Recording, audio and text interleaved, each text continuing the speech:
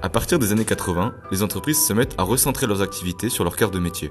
Ce mouvement s'accompagne donc d'une vague d'externalisation des activités de soutien. Dans un premier temps, c'est le transport qui est externalisé. Progressivement, d'autres activités logistiques de plus en plus complexes sont déléguées. Prestataires de services logistiques, aussi appelés PSL, reçoivent donc des missions de plus en plus complexes. Ils deviennent de plus en plus spécialisés dans leur domaine et développent une forte expertise dans leur métier. Le PSL permet aux clients, professionnels ou consommateurs, d'obtenir les produits qu'ils souhaitent, à l'endroit et au moment de son choix, immédiatement ou quand il le veut, au moindre coût. Il s'agit donc d'un acteur logistique réalisant un certain nombre d'opérations logistiques pour le compte de son ou ses clients. Par exemple, une entreprise telle qu'Intermarché utilise un prestataire de service lorsque son entrepôt est trop plein pour stocker les produits, ou fait appel à des prestataires pour réaliser certaines opérations de transport afin de livrer ses différents magasins à travers l'Europe.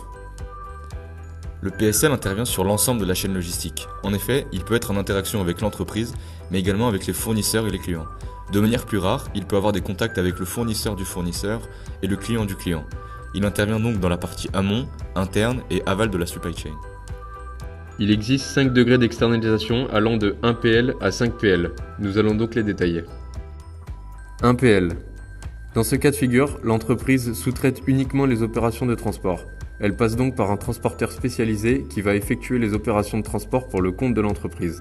Les entreprises qui ont recours au 1PL sont des entreprises dont le métier principal n'est pas le transport de marchandises. 2PL. L'entreprise sous-traite ici davantage d'activités que pour le 1PL.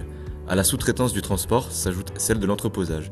Un prestataire 2PL est donc un transporteur qui dispose de capacités de stockage.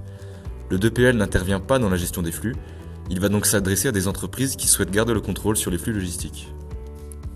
3PL. En plus du transport et du stockage, l'entreprise sous-traite un ensemble d'activités à valeur ajoutée. Ces activités peuvent être liées aux flux physiques et aux flux d'informations. Les exemples les plus connus sont la préparation de commandes, le conditionnement de marchandises, la gestion des stocks ou encore l'étiquetage. 4PL.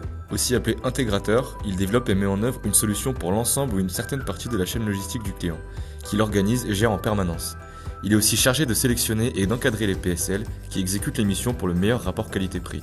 Sa mission est la coordination des différents acteurs intervenant dans la chaîne logistique d'une entreprise. 5PL. C'est un prestataire logistique beaucoup plus proche d'une société d'ingénierie que d'un logisticien.